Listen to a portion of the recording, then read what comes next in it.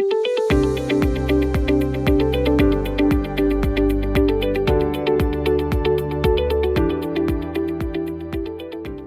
want to turn now to the Eurozone, if I may, and currencies, which is something where you're certainly very knowledgeable.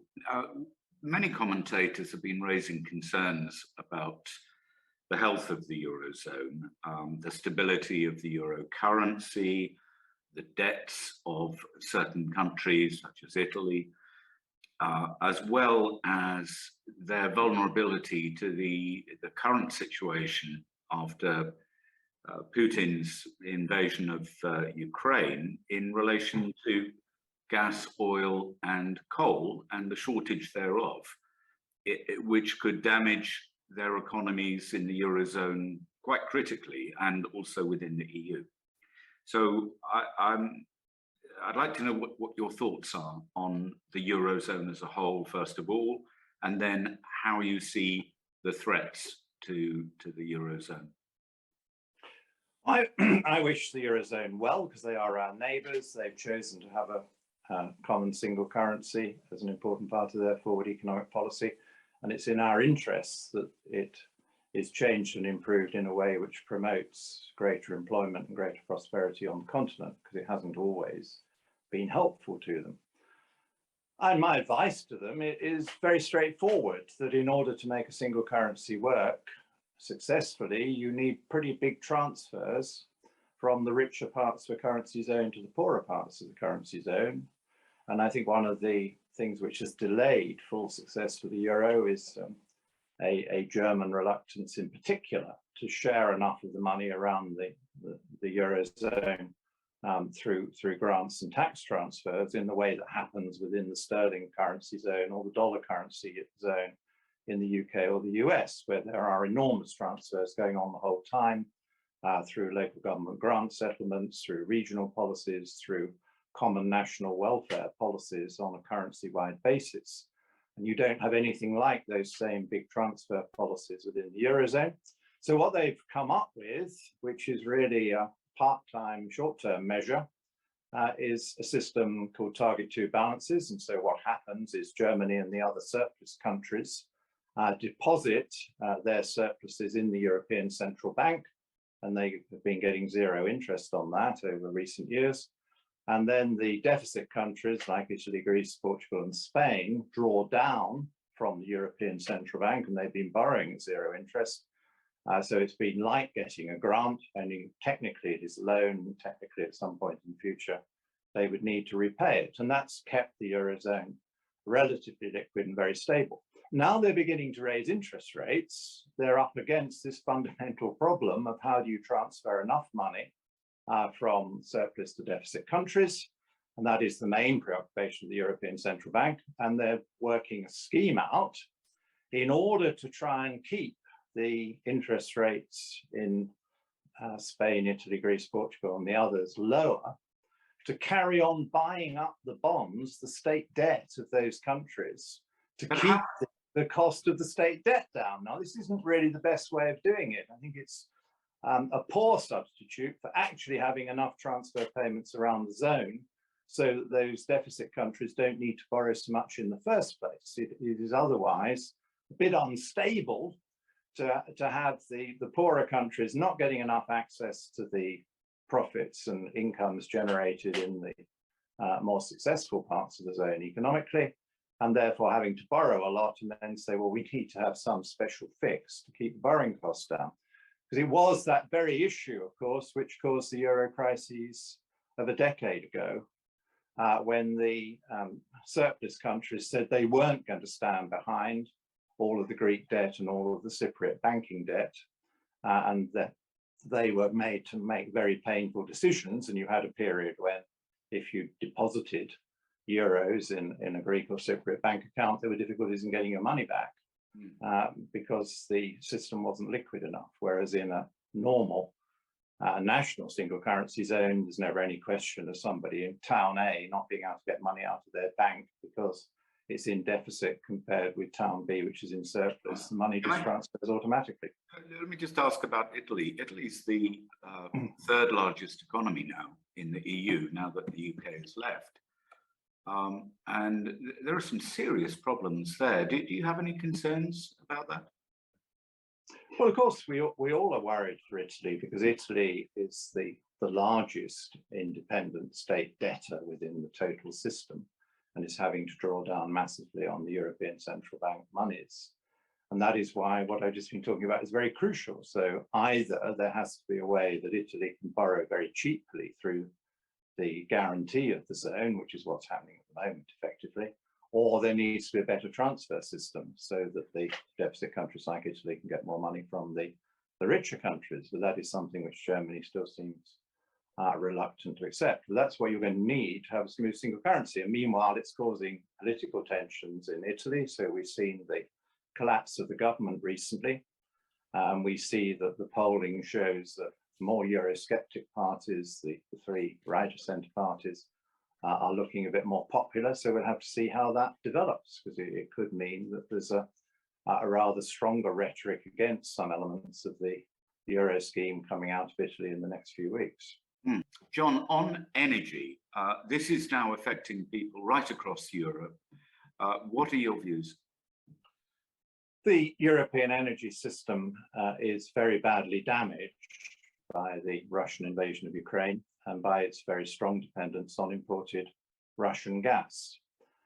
And it looks as if we've got a difficult winter coming up on the continent, with particular pressures on Russia and Germany, on Germany and Italy, who are very dependent on Russian imported gas. We've seen Putin playing games over the summer by cutting back quite severely on the amount of gas supplied through Nord Stream 1 pipe, and also some reductions in other pipeline gas through the other three main pipes into Western Europe. And we've seen him at one point close the Nord Stream 1 pipeline completely for maintenance, just to show Europe that they are very beholden to him for the gas supplies. At the same time as Germany, Italy and others will want to reduce their dependence on Russian gas and will find Russia not a reliable supplier, we have German Greens in the coalition still insisting on the closure of the remaining German nuclear power stations, which is not helpful. A debate going on in Germany about whether they should prolong their lives for a bit. It would be helpful if they could. And in France, which has been very successful in recent years by having a lot of its own nuclear power, which has helped keep the cost of total power down, France is discovering that she's got an aging fleet, that there have been increasing number of maintenance problems, temporarily closing substantial chunks of capacity. And this summer, a shortage of water used in cooling systems has also been causing some disruption. So it's been a perfect storm, and it's been an even more perfect storm when the wind doesn't blow, because there's increasing dependence on wind power for electricity. So Europe, led by Germany, needs to change its energy policies as quickly as it can. And in the meantime, it looks as if, against their net zero ambitions, they're going to go for more coal, because coal is relatively easy to access, and they still have some ways of burning the coal or converting the coal into energy they can use. When we come to the UK, we're not in such a weak position. We do still produce half the gas we need. I'm one of those who's been urging for some time that we improve our approach to those who could get oil and gas out of the North Sea and increase our short-term and medium-term output as much as we can to help. So you're definitely in favour of increasing natural gas from the North Sea? Yes, of course, and I've been one of the leaders of that campaign, and many more people now agree. Those who feel most passionately about net zero have a good reason to agree, because if we burn gas we produce from the North Sea ourselves, instead of burning LNG gas imported through tanker, we produce less CO2 in the process, as well as helping ease the international tensions and international scarcities, and helping to keep the price down a little bit from these very elevated levels we're experiencing.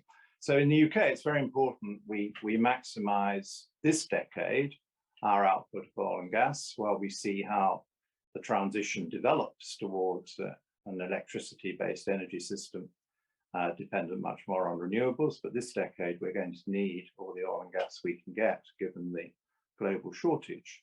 And then the bulk of the rest of our gas comes from Norway and Qatar under reasonably reliable contracts, we hope. And so that puts us in a bit better position.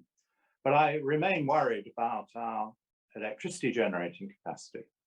Given the ambitions the government and others have, that many more of us should turn to electric heating and to electric vehicles, we're mighty short of capacity were that movement to take off. So far, we're keeping the lights on because not many people are buying electric cars and very few people are buying heat pumps, but that would change quite quickly if those products took off. And we're also discovering that our increasing reliance on wind power gives us problems, because whilst we may get 30 or 40% of our electricity from wind on a good day, on a bad day for wind, we might get 1% of our electricity from wind. So we still need plenty of backup ways of generating power until a commercial way is discovered and rolled out for storing all that wind power. Now, there are ways of doing that. I mean, it could be that hydrogen conversion from green electricity is the way to go, but that's going to take quite a lot of time, a lot of money to put in a hydrogen-based system. Or it could be big batteries provide some of the answer, but again, it still takes time to put in the investment and to get batteries that keep enough of the energy without wasting and losing too much in the process of recharging the batteries and then sending the power out from the batteries. So until we get there, I'm very keen that we keep open what capacity we've got to provide alternative methods of generating electricity on cold days when the wind doesn't blow. Your views on the housing crisis, what can we do? Well, I think the first thing we need to do is to review again the number of people we invite in to live permanently and work in our country. We are taking control of our borders. It's proving complex and difficult, particularly when it comes to illegal crossings where more action is going to be taken. But the bulk of people come in perfectly legally at our invitation, and I think we need to reduce the numbers we're inviting in to fill jobs in our country. We have plenty of people at the moment still on benefit who might welcome a job or who might be persuaded that they'd be better off in a job and that they could do a job. So all the time we got this very strong job position, I would like to see some reduction in total net legal migration, and that will reduce some of the pressure on housing, because if we invite in 250,000 additional people every year to live and work here, that's an awful lot of houses we need to build and supply in order just to keep up with that, as well as obviously having demands for the existing settled population who already live here. I think we need to look again at the way in which this is all financed and the way in which it is all taxed. It seems to me we're making it dearer for people to buy homes in the more expensive parts of the country by the current level of stamp duties. So we could look at that. And we need to look at the availability of new housing. What seems to have happened there is that there are plenty of planning permissions granted, but the industry is finding it difficult to build those out at the pace that people would like. So we need to talk to the industry about what is needed to increase the build against existing permissions. What we don't want to do is to encourage this very profitable game that some people are playing, that they say there are reasons why they can't build out permissions that are already existing, and so they want new permissions for new greenfield sites, which they think would be easier, and they're basically making money out of the planning permissions being granted rather than making money out of doing the hard work of building the houses. So I think we need to stop that gaming of the system in order to concentrate on more output of housing against existing planning applications that have been granted. Yeah, and the whole situation with immigration, I mean, this is something that the Conservative Party stood on in 2019, as did you with the manifesto. And you know, I think it's fair to say that it hasn't gone particularly well. Do you have any thoughts on the government's current plans, Rwanda, that sort of thing? What are your views on trying to control immigration? Well, illegal immigration, which is not the biggest part of it, may need further legal change if the courts still are trying to thwart the wishes of the government. We've had government ministers who've been very clear that they wish to stop the evil trade, particularly across the Channel, and they pointed out the dangers to the individuals and the profit making by those organising the trade. We need redoubled efforts, I think, of finding out who these people are and getting them arrested and prosecuted, and we need to look again at the legal framework to see if we can create a more lawyer-proof system, because we seem to have quite a lot of lawyers who act for those who wish to make illegal entry, which complicates the position. But I would concentrate as well on legal entry, and we want to welcome people of talent and people with good reason to come. But I think we've overall been welcoming too many people, particularly into lower paid jobs. And that is where across government, redoubled efforts on training, encouragement, the right kind of incentives could find many people who are not working long hours or don't have a job at all, who would be happy and willing to do those jobs, which is a double win, because we don't then have the additional costs of housing and other provision for new people coming in.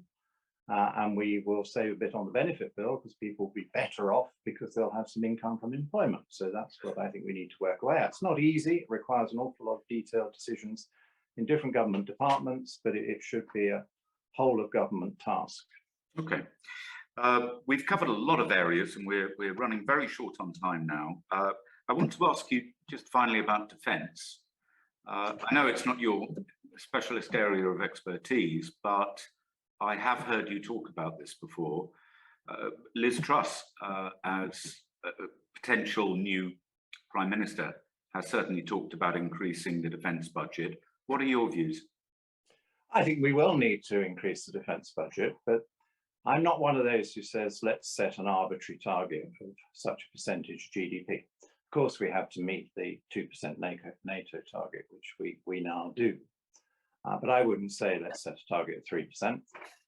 I'm saying that we need more defence capability. That is pretty obvious. This is a very uncertain world.